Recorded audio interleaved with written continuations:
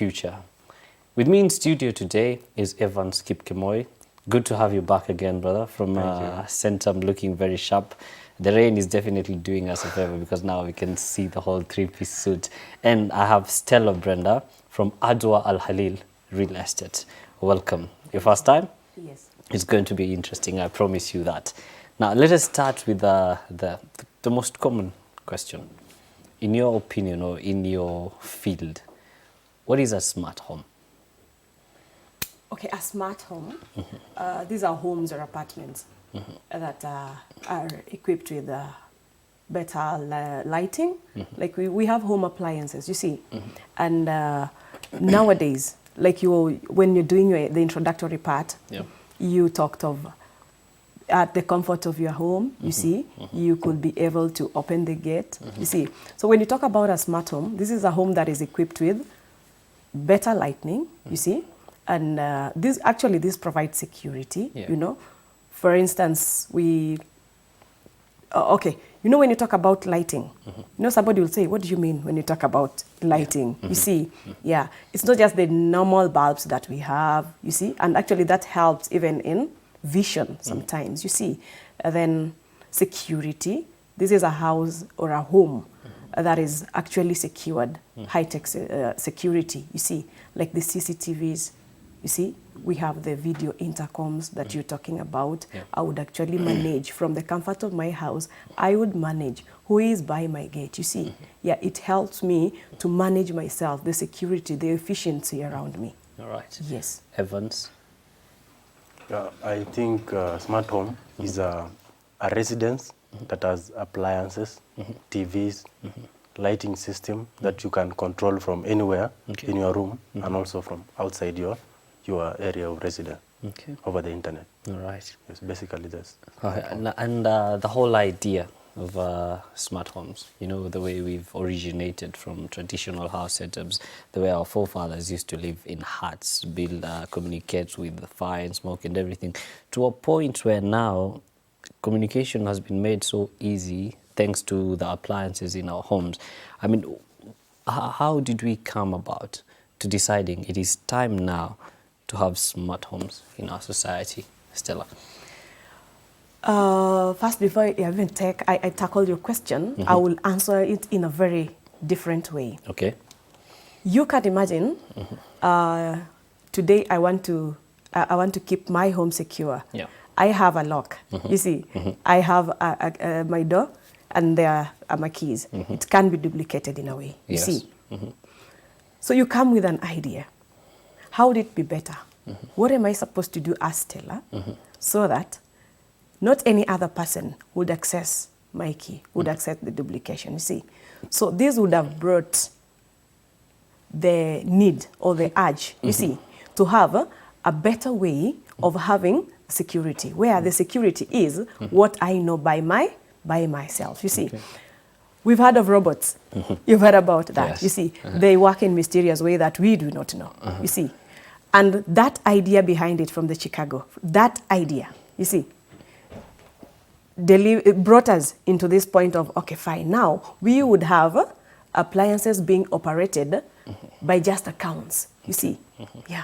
All right. Evans, in your field of as far as technology is concerned, what would you say are the characteristics of a sustainable smart home? Like you just look at it and you're like, yeah, that right there, that is a smart home. Yeah, according to me, a smart home is a home that learns. The technology surrounding the smart home must be adaptive, can be able to learn in order to get you the most efficient use of your energy, learning your patterns, your use of the fridge, TV, the lighting system, and gives you, it learns according to your needs, and then make sure that it gives you the ultimate use of the energy. So the main reason, there's a reason why these smart homes was invented back in the 80s, late 80s, I guess, Nicholas, when the remote control was invented. So it inspired from, you say now, as a person can be able to control a device using a remote without actually going to that device. Then it moved to coming up with automating these chores, home chores, like now washing machines. So that was just automating some tasks that machines can do. Washing, what else? Vacuum cleaning. Microwaves. So, microwaves. So easy stuff. And then again, they think now it's possible again it's inspired. They're trying to control these devices, giving it some memory, some processing capability, so that it can be able to monitor your usage, help you to control them, and be able to know that you are inside your building and you're not using it. So a sustainable smart home is the one that utilizes as little energy as possible and make sure that it gives you efficiency and effective use of the environmental energy and all sort of that. Stella, your thoughts on this? I think my colleague Evans has said much, but there's something called simplicity, you see? Yeah, just the simple part of it. You walk into an apartment, you walk into a home, and you'll just know this is a smart home. Actually, first, mostly what people recognize is always the CCTVs. In fact, that is everything. You walk in there, nowadays, you know, the digital world now. Actually, you walk into one of these apartments, and just by the gate, you just find, in fact, nowadays, you walk and you're like, okay, okay. You do that by yourself. You see, the first thing you know, CCTV is there. Of course, that is a first guarantee it's a smart home. You see, without even going to any other place. You see, again, of late in nowadays developments and construction, we have the lifts. You see, once you get there, that is another guarantee that this is a smart home because there's lighting inside there, and you would actually not be seeing the bulbs just like that. Yeah, the glass, you know, that one also brings the theme of a smart home, the glasses, because it constitutes to the lightning, you see. So I think it's just the simplicity in it and the first thing you see. Yeah. You've literally answered my next question, which would be some of the technological devices that you would find in a smart home. So maybe you have some more that to add on the same. Like apart from the CCTVs and the good lighting and all, what are some other technological devices that you'd find in a house and say, yeah, this is definitely an efficient smart home? Good ones. We have the smart lock doors. You see, yeah, that is one amongst the others. Yeah, we have the TVs, some TVs, and we have the nowadays even the microwaves I was talking about. Yeah, they are controlled. Like that. Yeah. Let's talk about the design aspect of a smart home. What are the considerations that need to be put in place when you want to set up a smart home from the engineering point of view, from the tech point of view, and the whole design architecture? I think in order for you to, if you want to set up a smart home, you must consider your future needs. Your future needs might change. Yeah, instead of getting a smart appliance that is limited, you should consider the interoperability, the way it can support other devices. Like now, for example, the Google Home Assistant. This Google Home Assistant, maybe it has some Zigbee, Z-Wave, it supports Bluetooth, it supports Wi-Fi, and some other devices, protocols. So to ensure that you have a adaptable smart home, you have to consider those things, that in future you might want to control all your devices in one platform. Like you have the screen, the oven, the toaster, the lighting system, the fridge. You have to integrate them into one platform. So when you're going to acquire this smart home gadget, make sure you consider those things. Interoperability. Can it work with Google Alexa? Can it work with Amazon? Can it work with Cortana? You know, the Windows. Microsoft now want to bring out the Cortana to smart home. So the interoperability aspect and the low power usage. Like the Zigbee, there's this Zigbee hub. This Zigbee hub has the capability of, it uses very minimal energy. So you want to save energy because it's little on this side. And again, the use of the solar. So going back to the other question, they say sustaining, making sure that you sustain your smart home. So instead of solely depending on the power from the KPLC in Kenya, so you need to have some. You can have your roof as solar panels. Yeah. Okay. Now still, let's talk about it from a real estate point of view. What are the considerations that you guys, from a real estate point of view, would put in place when setting up a smart home? I think first and foremost, even if it's not real estate, when we just tackle it overally, first it's about your client. Who is your client? Yeah. You see, what's are they literate? Are they literate? You know, some of these gadgets needs a bit of computer literacy. You see, so and of course somebody, your client, like I was talking about, your client. Who is your client? You see, this home that I am building, what is the lifestyle of my client? You see, it will determine, do I really need this? Do I need a CCTV? Did I need, it will determine. Then second, I think it's also about the environment. Where you put up a building, where your construction is. You see, would I need this? You can imagine you're going straight to the interior, back at home. To some points, they don't even have lights there. You see, then you want to come out with such an opinion. I don't think it will be a factor there. It will be a need there, you see. So at least your environment also would really determine. And also, environment will determine the level of security you need. Yeah. So I think those has to be put in considerations. Yeah. As far as computer literacy is concerned, let's say a client comes to you and wants to move into a smart home. How do you make it easy for the client to be able to operate the appliances? For example, maybe you want to use a smartphone to connect your smartphone to everything, or maybe you have a remote control. How do you ensure that it's easy for the client to use the same? Okay. I think the best way to go about that is by doing an introduction. You mold somebody into it. It's just like a baby growing up, Sometimes you teach them how to eat by telling them this is what you're supposed to do. Like when you want to eat a banana, you have to peel it, you see. Yeah. So at least when you have a client and they're not conversant with that, you put them down, at least take them through. It's called orientation. Orientate them on what they're supposed to do. And actually the terms and conditions. You're not supposed to share this. If you do that, you're not secure. You see, this is like your private asset. Yeah.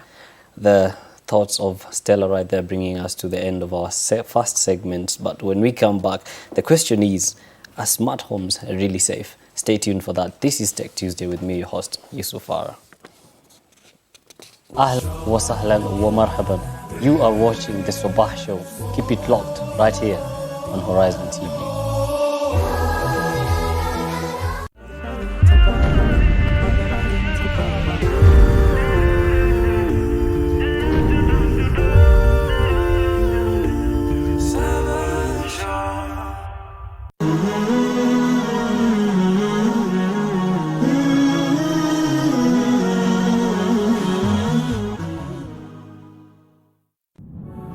On the next episode, Mara alikuwa amehifadhi Qur'ani wakati huo imekamilika.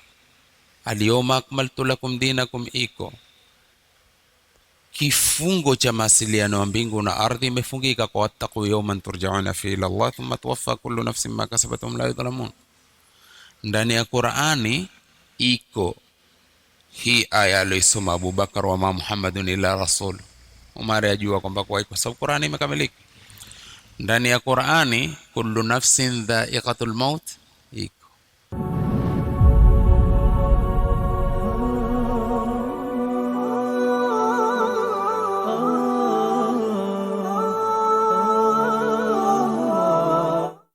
تبارك الذي نزل الفرقان على عبده ليكون للعالمين نذيرا.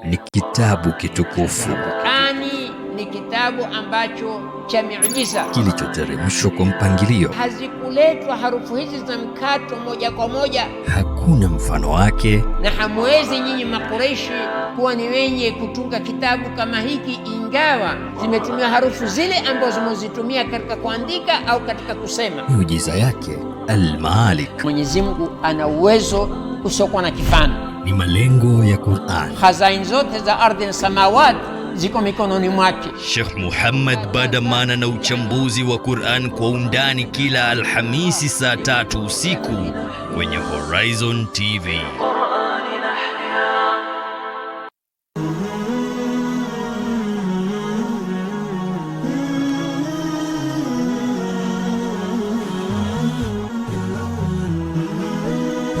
Horizon TV, the beacon for the nation.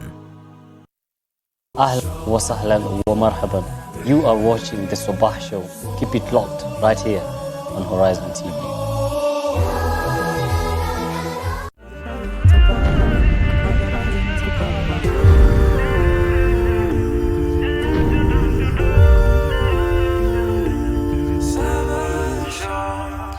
Welcome back to Tech Tuesday with me, your host Yusuf Farah, discussing smart homes with Evans and Stella in studio with me today. Remember, you can join in the conversation through our social media platforms. Let me know what you think about smart homes through our Facebook, Instagram and Twitter at Horizontv Kenya, and our SMS line 21951. Now, before we went on the break, the question was, are smart homes really safe? And Stella, I'll bring you to a situation that my producer raised with me yesterday. Most smart homes, when someone gets there, or at the main gate, that is, they automatically open themselves. Now, we've had or seen incidences before where goons follow someone, because when the gate opens, it has a window period of like 5 to 7 seconds before it closes. So how do we ensure safety and know that if someone is coming to your gate, they're not being followed? And if they're being followed, how best we can deal with it so that we can assure safety of the person that is coming into your homestead and your safety as well? Okay, I think the first thing is you yourself, you see, because you find like most of these gadgets are operated by your smartphones, you see, your tablets. So I think first and foremost, it's you. Because, okay, fine, you can lock them using your smartphones. You see, you can lock the door, you can open the door, you can operate 1, 2, 3 by yourself. So I think the first part of the security starts from me. Who am I inviting? You see. Then the second thing is whoever is coming. What is the trust? How do I trust them? You see. And I think before even solving that situation from another end, I should do it by myself. And I think by knowing my people, by knowing my shadows. So probably, can we say like put a CCTV camera that is surrounding maybe the area outside so that you can be able to see? That one should be. I think that one should be. And to some point, I think it should be interlinked with the apartment's CCTV, you see, so that I'm supposed to know from that end, at least some 2 meters, you see, I would actually know who is coming in. Is he alone? Are they alone, you see, before they get in? All right. Evans, in your opinion, compared to our traditional home setups, are these smart homes more safe in terms of security? I think they are safe, but it depends on you, how you carry yourself, how you handle your phone, because most smart homes nowadays are controlled by your phone. Your phone is everything. If someone gets into your phone, you can be able to control your appliances, all the devices, and can use it for any other malicious purposes, even extort money from you. We'll talk that later. Okay, true. Let's now talk about data privacy. You see, with the presence of such devices in house, CCTVs, computers, phones, and everything, how does one, as a person, ensure that the information you want to go out or to be fed into these devices is the only information going there? Maybe you have a private, something private that you want to do, but because of the presence of such, or something maybe like a CCTV, maybe the data that you're filling into your phone, probably to the company that is providing security and everything. How do you ensure, yes, I have security, but I also have my privacy protected? I'll take you back to what I said. You having a client who is not informed about the gadgets, about the smart home. You see, its operation or how it works. I'm taking you back there. And also taking you back to what I said previously, that security starts from you. Yeah. It is you who spills the bean out, you see. So it is me as a Stella, you see, to keep my data private. I know what I want to be known and what I don't want to be known. I know if I bring this out, then I'm not going to be secure, you see. If I share some particulars, I am not going to be safe. Okay. I think I narrow it down to just me, just you who is using it. Keep it safe for yourself. Give what is supposed to be given out. Okay. Don't give more than what you expect. And that's why when you want somebody to use the gadgets of the smart home because it's operated by you, tell them. This one, you're guaranteed to being secure. When you list this out, you've spoiled everything. Okay. I think it's just us. Right. Yeah. Evans, your thoughts on the same? We have smart homes that receive commands, yes, by your voice. So, like now, let me just use Google Assistant or Siri, Or Alexa. So these guys, they listen. They listen whatever you talk in the house. Yeah. So maybe if you don't want your privacy to be invaded, just avoid. When you don't use it, just turn it off completely. Make sure it's off because they listen. So maybe you're talking about buying a suit. Buying a suit, you're talking and then all of a sudden when you go to Google, you see that ad saying these are suits. You see, they listen, they use that data to sell back to you. True. So when you don't use it, just turn it off and to prevent breach of privacy. I'm glad you mentioned the voice assistant Yes. story, because now let's say I have a home that is powered by my voice. Yes. When I tell it curtains open, fridge closed, TV on, TV off. Yes. Let's not even say maybe someone else tries to use the voice because it won't accept. Yeah. What happens when you have something like a flu and your voice changes and it doesn't recognize you? You initiate. They have a recovery measure, like a failover. Yeah. You initiate the process of re-recording your voice, of course, with some authentication, making sure that it's exactly you. Just like the way you lose your password, when you lose your Gmail password, they tell you they've sent a code to your phone. Like they have that process of regaining back your identity, identifying that it's actually you, and you can get you own this house. And in the case that you're not home, you do you turn it off? Does it mean that the minute you've turned it off, the house is a little bit less secure, or what?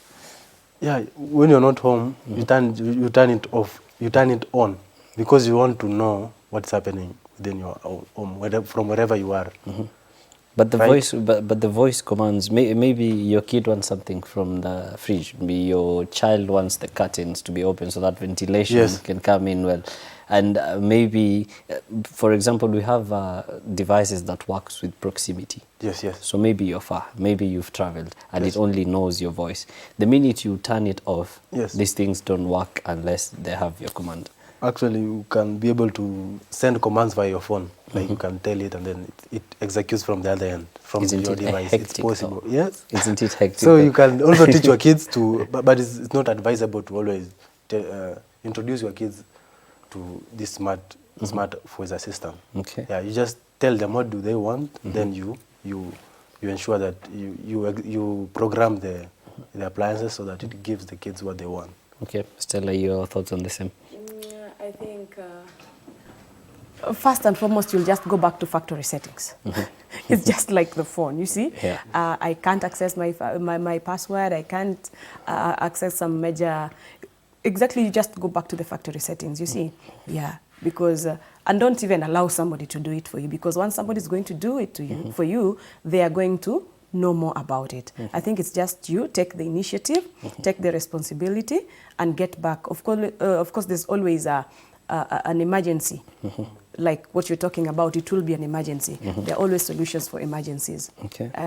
Now, talking about children, as you mentioned, smart homes with the devices and everything, are they really safe for our children? Because, you know, children are curious. Talking about children from, let's say, 5 going below. They maybe see a CCTV, maybe they've seen a smart TV. And the way children are just eager to touch everything, to learn everything. How do we ensure that they are safe in the middle of all of these devices? A child is a child, just as it's said. And for their safety, it's an adult to come in for them. So the first safety measure for a kid is a parent or a guardian to take control. So I have to be in control of all, you see. For instance, let's talk about the smart door locks, you see. A kid comes from school, I can control the security. I give them that guarantee, being secure. I can open the door, I can lock the door. Once they are in, I can control it, you see. So the control, I have to be the engineer of everything. That is how I actually am assured of the security. I, as a parent, ensures they are secure by me, myself, having access to most of the passwords, you see, the voice notes, Okay. How about in the position of maybe your kids want to go out and play? They're going to the field and everything, and your fence has been fitted with, say, electric fences, and maybe you forgot to turn them off, or maybe it's on at the moment, but there is no person nearby to watch. You're seeing your kid heading all the way to the fence. Maybe they've hit a ball and it's gone to the fence. Is it advisable to keep the electric thing on, or does it mean that when your kids are in the house, you turn off these safety hazards?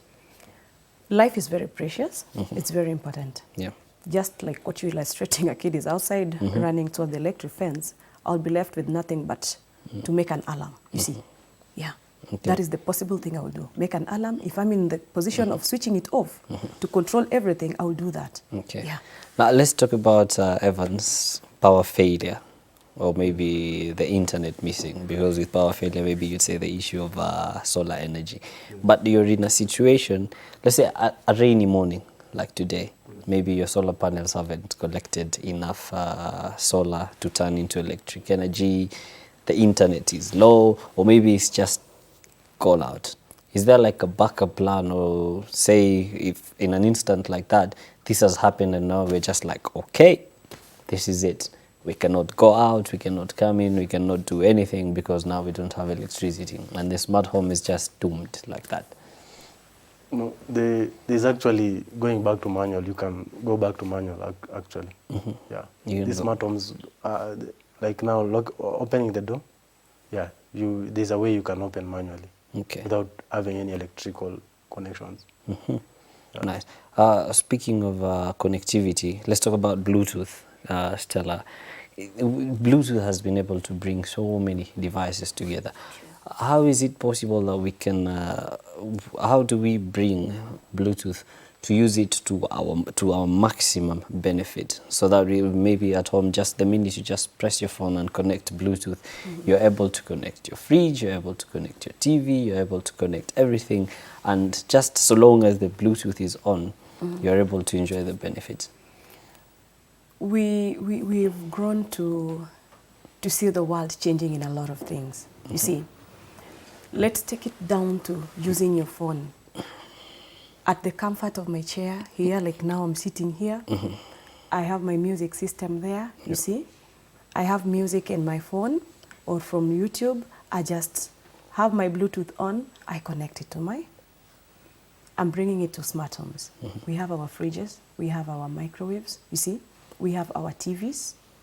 I think Bluetooth, being wireless, it's very important in this because it gives us the connectivity. We manage it ourselves. It's from me, my phone, my gadgets, you see, to the home appliances. So it's just easy. No strain at all. No strain at all. No strain at all. Evans, Bluetooth, using it. Yeah, Bluetooth is good, but the problem is, it's vulnerable to obstructions. Yeah, maybe it will affect your operations, seamless operations. Okay. So, and then the distance is around 10 meters. Yeah, you have to be that close. So it's better it's good for home local connection, like in your house. It's better. It's secure. Okay. It's relatively secure compared to connecting your devices to the internet. Okay. Yes. All right. The thoughts of Evans Kipkemoi right there, bringing us to the end of the second segment. When we come back, the question is the challenges involved in designing and maintaining a smart home. Stella will be answering that question. Don't go too far. This is Tech Tuesday. Ahlan wa sahlan wa marhaban. You are watching the Sabah Show. Keep it locked right here on Horizon TV.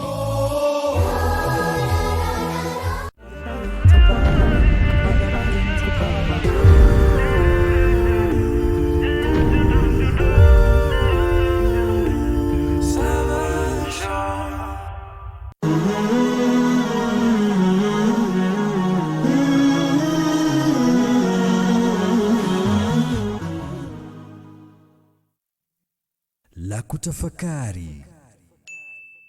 Yasikitisha. Kwa hivyo lazima tuambiane tuweze kurekebisha, hususan muhula huu wa holiday miezi miwili. Wazazi wote walivyosikia Matiang'i angeuza holiday Novemba Disemba kamili, kila mtu alilalamika, tuwafanyeje hawa? Allah, yule mwalimu ana watoto 40, mbona hajasema miezi mitatu anao masaa 8? Mbona hajalalamika? Wewe wako watoka mgongoni mwako washindwa kukaa naye miezi miwili? Kukija kukifungwa na madrasa, si ndio tutashikwa na wazimu na tupande na pressure? Kisa ni watoto. Kwani tumewalea vipi? Kwa sababu kulikoko hakuna affection, mapenzi tangu mwanzo, na kulikoko hakuna attention. Watoto za baba mkitoka na mama mkirudi hamujui nyumba imeungua ama imehamishwa. Waingia kwako wafikiria si kwa jirani. La haula wala quwwata illa billah. Tumwalea wenyewe watoto namna ile, kwa sababu hukumsikiza mtoto atakusikiza wapi? Tuwasikizeni wakiwa wadogo. Tutakako sisi ndio washauri wao wakubwa wakiwa wakubwa. Msikize mtoto tangu mdogo. Wa maswali mengi wallahi jibu yote. Kweli wallahi yanadhiki yale maswali. Saa zingine ni hayo kwa hayo. Dedi amfanya nini? Kwa nini amfanya vile? Kwa nini amekuja? Hususan mkiangalia TV, ama swali zaidi ya kuangalia. Jibu. Kwa sababu kuna siku atakuwa miaka 14, atakako kuna mambo yatamfika, akiwa ni wa kike ama wa kiume, bado atarudi kwa baba na mama awaeleze, kama vile ambavyo kwamba alikuwa kwa kikueleza ukimsikiza alivyokuwa miaka 3, 4 ama 2. Lakini kwa sababu ulimpuza wakati ule, akifika miaka 14 atatafuta jirani, jamaa maskani, marafiki zake wa skuli, walimu, ndo wampe ushauri. Na kumbuka hawa watu wa nje watatoa ushauri kulingamana na mila zao, dini zao, itikadi zao, malezi yao, ambao ni tofauti na vile sisi tutataka watoto wetu tuwalee. La kutafakari.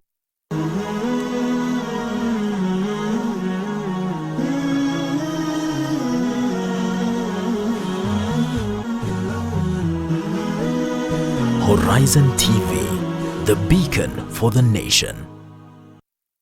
Ahlan wa sahlan wa marhaban.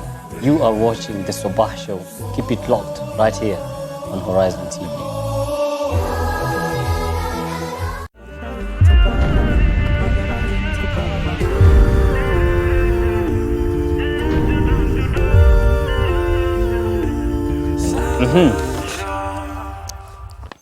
Ahlan wa sahlan wa marhaban, wherever you're watching us from. You are tuned in to the Sabah Show with me, your host Yusuf Farah. This is the third and final segment of Tech Tuesday, where we're discussing digital homes. Remember, you can join in the conversation on our Facebook, Instagram and Twitter handles, that is Horizontv Kenya, and at our SMS line 2195. What do you think about smart homes?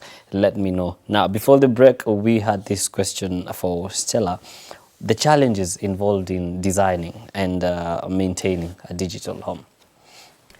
First and foremost, the biggest challenge is the knowledge of being computer literate. Yeah. Yes. that one really hinders a lot because the operation requires that knowledge, you see. Not just for whoever is designing it, but whoever will be in usage, you see. Yeah. So I think that is one of the most challenging part about it. Then again, the user themselves, their intent are sometimes defiled or limited. The control comes from the other end. You see, you cannot come in with your own way. It has to be designed, you see. So I think that is also a challenge that comes along with it. Yeah. Okay, and perhaps maybe we can, this question that just came in, why is it that majority of smart homes are not deployed in the market, despite the fact that a lot of them are being advertised and all? Or is it that the local person is kind of skeptical about moving into a smart home? Is it the lack of knowledge, or maybe it's just, say, a negative attitude towards the same?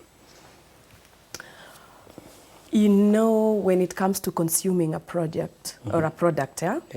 It depends with how informed you are, how exposed you are to them. Okay. There's somebody who, when he comes and spots a CCTV, they'll feel insecure. You see, my privacy, why are they too much into me?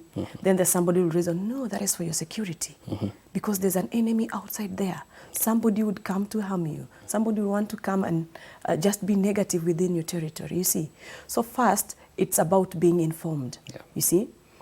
Getting to know why you need to have this. Yes. Okay. Yeah.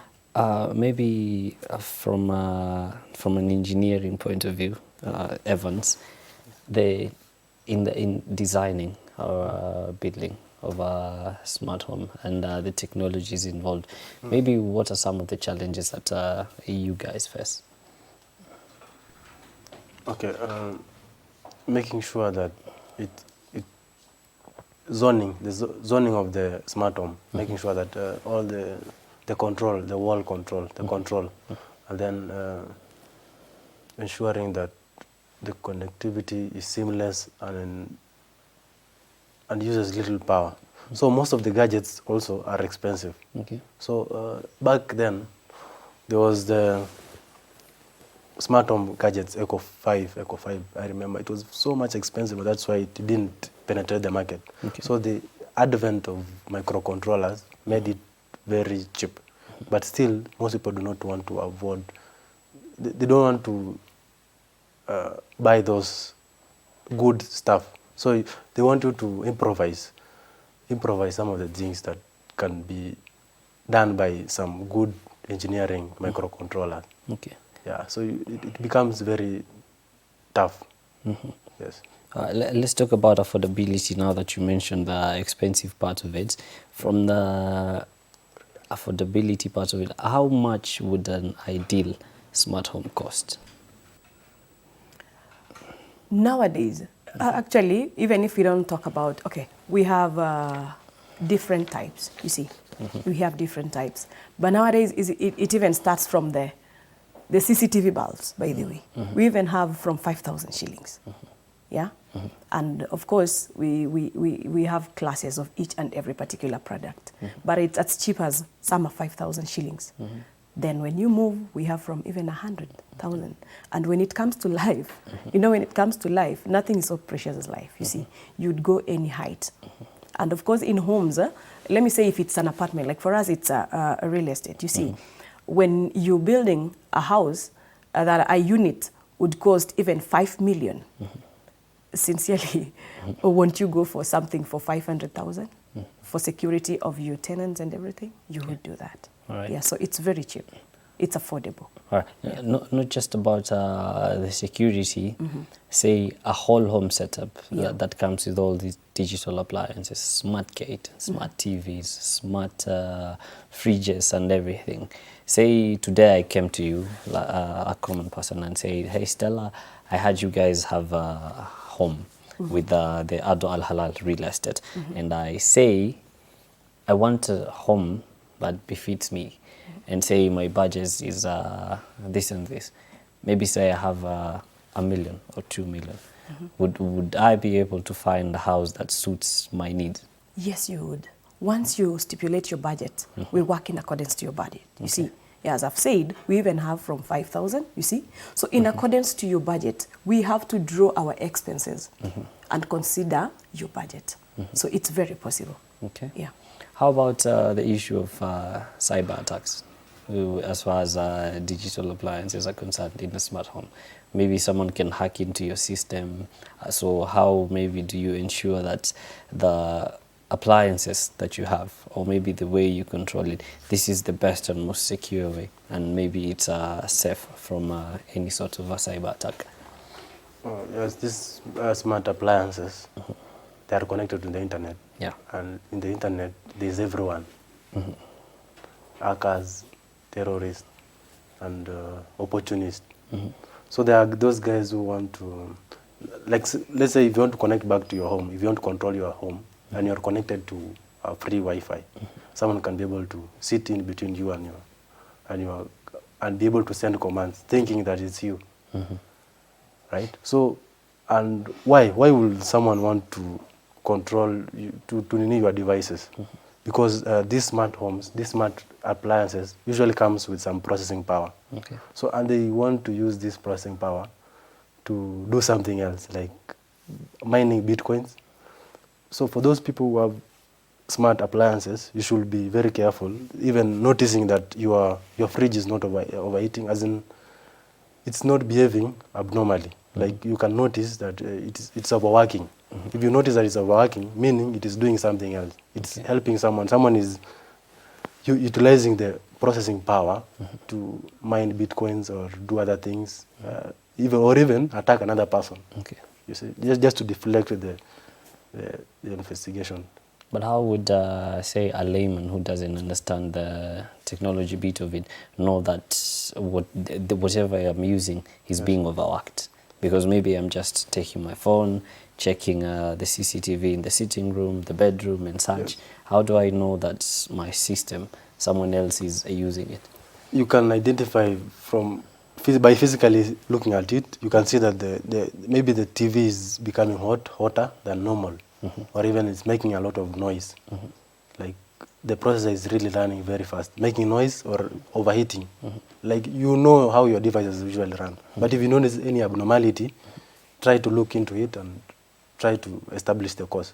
Maybe it might be someone else sitting on your appliance and doing other malicious things. Perhaps do they come with a tracking system to show that maybe before checking the CCTV in the sitting room, maybe you were checking the CCTV at the playground?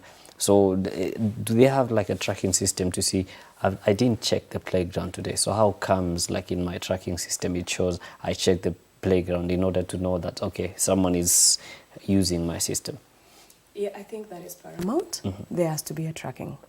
And of course, again, one thing that I wanted to add on what Evans has just said is about auditing. You see, in everything there's auditing. Sometimes you do an inspection.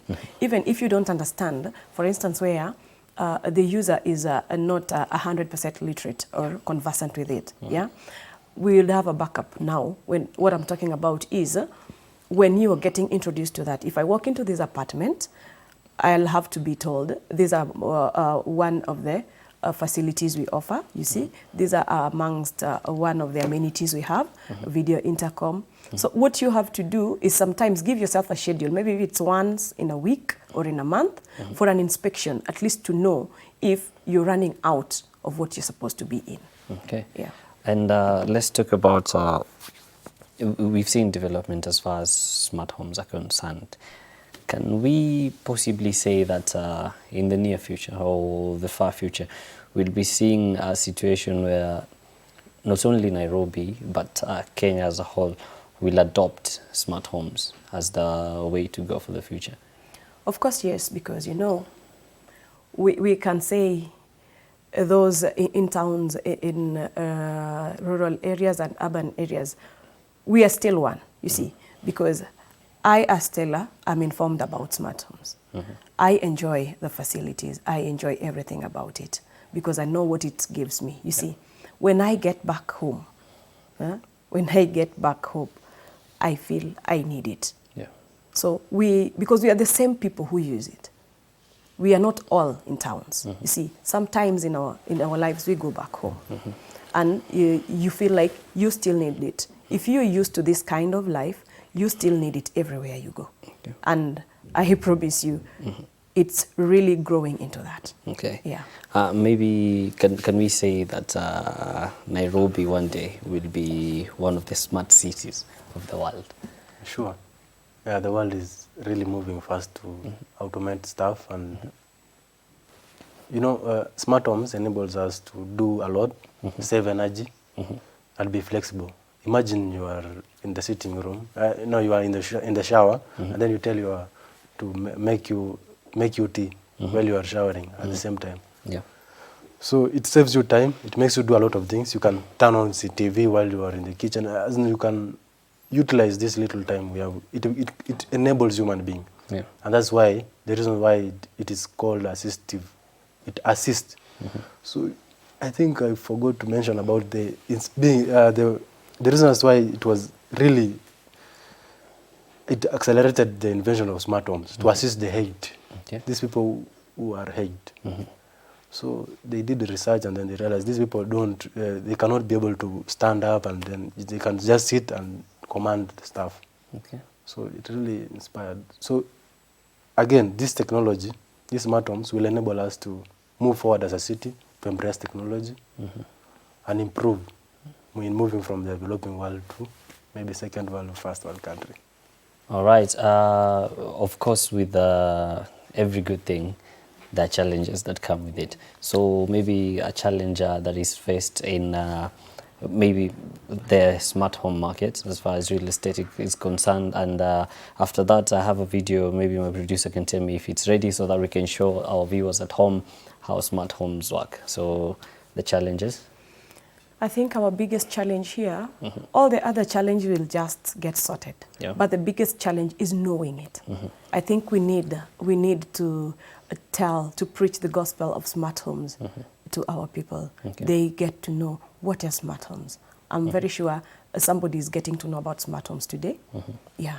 Okay. And they would really want to know more about it. So I think there should be platforms that at least educate about smart homes, so that everybody knows about what smart home is. Secondly, it's about the literacy when it comes to computer, because you find most of these gadgets, you need to be literate in terms of computer knowledge. So I think that is also another challenge that we really need to emphasize on, so that someone doesn't find it hard in its operations. Okay. Yes. My producer is telling me that the video is ready, so for the viewers at home, kindly take a look. If a kid gets out of bed, the contact sensor on the door triggers the hall lights to turn on to help them see, and a visual cue that a child is out of their room.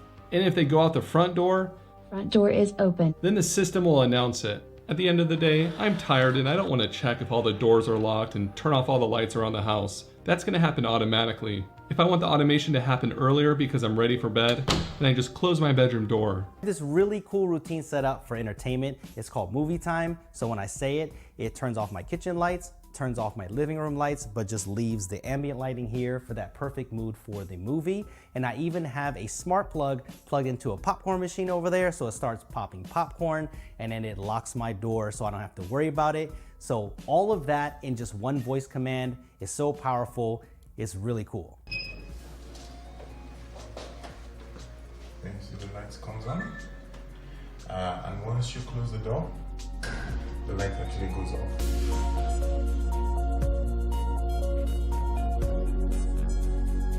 Once I walk into the office to answer emails, a motion sensor triggers a routine to have my calendar items and news read to me. Here's your news from ESPN.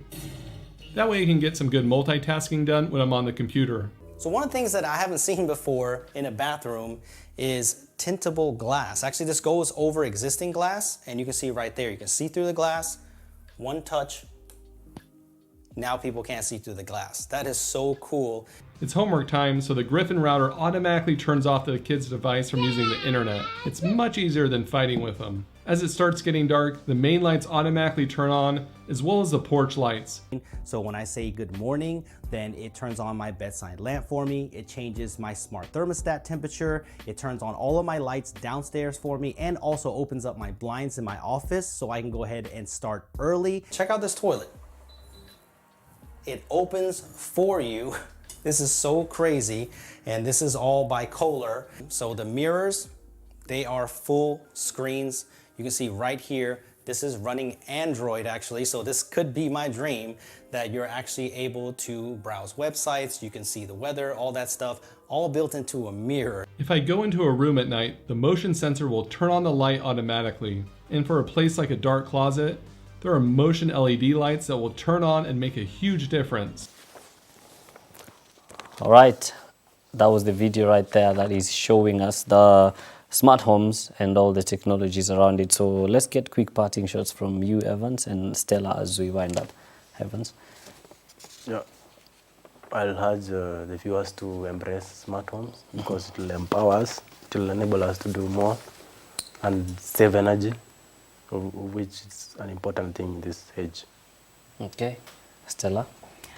I think the world is growing. We are all growing. We all need the best out of the best. Be your own security. Be your own manager. Take control of everything within your vicinity. And the best out of the best is just having a smart home. Perhaps you can tell us where we can find your company? Yeah, AAD. Our offices are in Kilimani, FCB Mirab building, that is Lenana Road. Okay. Yes. Well, there you have it, ladies and gentlemen, the thoughts of Evans Kipkemoi and Stella as far as smart homes is concerned. Now that brings us to the end of the show today. Of course, I can't go without thanking the team that made this possible, and let's start with the technical team in the studio with me today. My brother Hashim, thank you very much for making me look good on camera. My sister Sumaya Hassan Idris, my sister Sumaya. The producer of the day, Isam Tama, and of course, her assistant and my director, who you'll see tomorrow on Business Chat, Ibtisam, my sound engineer, Nasir, Saida Aboud, and everyone else that made this show today possible. And from me, your host, Yusufar, as always, it is goodbye. It is not goodbye. It is till we meet again. Ahlan wa sahlan wa marhaban. You are watching the Sabah Show. Keep it locked right here on Horizon TV.